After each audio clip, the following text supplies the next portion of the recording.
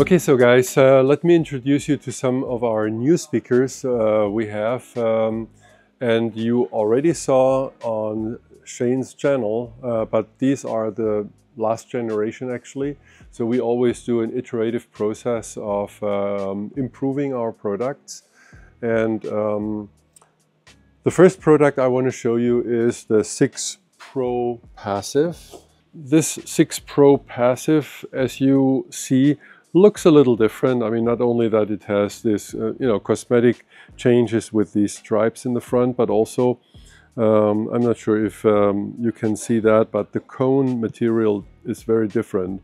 This is a graphene carbon fiber non-woven mix, and it has, it's lighter and it has more damping than the regular paper. So it has much better transient response and also a little bit higher efficiency by 1 decibel to the normal paper cone version. Paper cone usually is my absolute favorite, but I found this material by coincidence from a cone vendor, and we use it now in the Pro version. This is the first model we use this because it just has more detail in the mid-range, more clarity in the mid-range. This model came about because a lot of dealers ask me, okay, so what is your upsell, basically upgrade from the 6 we have as a wedge, as a on-wall and as a narrow model? And so I created this 6 Pro, which first and foremost has this cone change, but also the tweeter dome has a different silk material, which is a little lighter, has more efficiency, a little bit higher power handling because the motor is different, stronger by the way. And this model also has, as you can see here, a little switch, and this switch is actually a 2-way equalizer. So basically there is 2 bands of this loudspeaker being equalized in the high frequencies to linearize the speaker perfectly fine for critical listening. If you are not doing the critical listening, basically if you're having a processor doing the automated calibration like the optimizer from Trinov or Dirac from Storm or any other processor with an automated measurement system, then you go to 0 dB because you get the optimum efficiency of the loudspeaker, and it's equalized by the automated system. The enclosure is an aluminum enclosure. I don't know if you can see that, the texture here. It's a brushed aluminum, anodized of course. And inside is actually an MDF, and there is a middle layer with a damping. So it's a highly damped but also a very rigid enclosure. So there is no vibration on this enclosure coming out. From wood enclosures you always have a little bit of residual, let's say, vibrations that add to a noise source. But this is absolutely dead, and of course then you have more clarity in this loudspeaker. The last thing in this loudspeaker we optimized is the crossover. So we have silver capacitors in the signal change, and we also have flat wound coils in the signal path that have less distortion and more current ability. And so, of course, they also lead to more clarity in the mid and high frequencies. Yeah. It has the same dimensions as the normal 6 on-wall, and you can replace the normal 6 on-wall space-wise with this model and get, of course, then the better performance. We show here also the 6 wedge with the aforementioned paper cone. And this is one of our absolute best sellers because it's very compact, very high SPL, high power handling. So we got a speaker here with 93 dB watt meter, 200 watt RMS power handling, over 120 dB peak. So it should be sufficient for most of the smaller to mid-size rooms as surround and top speakers. Then this is the 10, also coaxial, as you can see here, through the transparent dust cap. It's a a point source coaxial loudspeaker with a compression driver in the back, and also that model Shane has in his theater, but this is the upgraded version.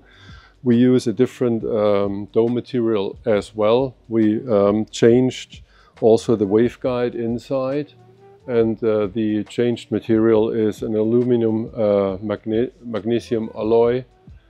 And as you can see, also the enclosure from a design perspective changed with these lines to make it look, of course, more attractive. Then we have also, of course, the 10 wedge for the larger systems.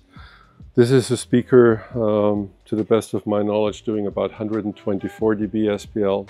You can use it for all kinds of applications, top, ceiling, you know, or rear high surrounds or front wides. We have our infrasonic subwoofer range we're quite well known for. This is a 32-inch subwoofer. This 32-inch subwoofer has 2 voice coils. The voice coil diameter is 6 inches, so 165 millimeters. And the power handling of this woofer is 2 times 10 kilowatts, so 10 kilowatts for each voice coil. So you can power that with 20 kilowatt amplifiers. And the excursion capability of this driver is 45 millimeters each way, so 90 millimeters, so almost 4 inches peak to peak. The woofer that is being used here in the waveforming configuration in the Trenov showroom, this is the 21-inch subwoofer, so the 21 Pro passive waveforming, we call it. As you can see, it's very compact, so you can cluster them very close together, which is needed actually for waveforming to reach a perfect planar wavefront to higher frequencies. The closer you cluster the woofers, the higher basically the cutoff frequency of the waveforming is. The further away you space them, the lower the cutoff frequency of the waveforming. This is a physical fact you can also see in the spreadsheet by Trenov. Then the amplifier we're using for these subwoofers, one of them at least, this is a 4-channel 4 by 2500 watts, which is called the DSP4 10K2. 10K2 stands for 2 ohm load stable, 10 kilowatt, 4 channels with a DSP inbuilt. And this DSP then can either bridge the amplifier, and you have a lot of limiters and a lot of PEQs, high pass, low pass, band pass, all pass filters, whatnot, everything inside. So a very powerful machine in that respect. The last product we have here to show is the double 18, so the 18 Pro, the 18-2 Pro, sorry. So it's 2 18-inch carbon ROA carbon composite cones, as you can see here. This is a beautiful carbon composite cone. Also very high linear excursion capabilities. So these subwoofers you can also use already for infrasonic use, depending on the room size. But of course, we recommend always the larger models because they have much more cone area, more travel, so they reproduce ultra low frequencies a lot easier. Yeah. But this is also available in a single 18-inch model, so basically this size by this size, and also perfectly suited for waveforming for smaller systems. Then we also come out with the 16, which is standing inside. I don't know, Shane, if you already took some video of the 16, but the 16 will also come out as a Pro version. This, I would say, concludes what we can talk about today.